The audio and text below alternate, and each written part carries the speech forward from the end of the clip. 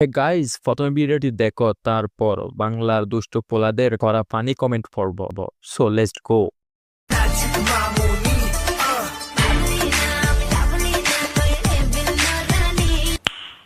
Not.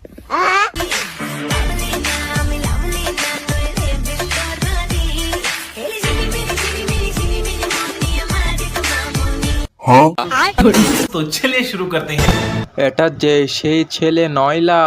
বলেন কি? এতটুকু ডেকে কি হবে, খুলে ফেলো।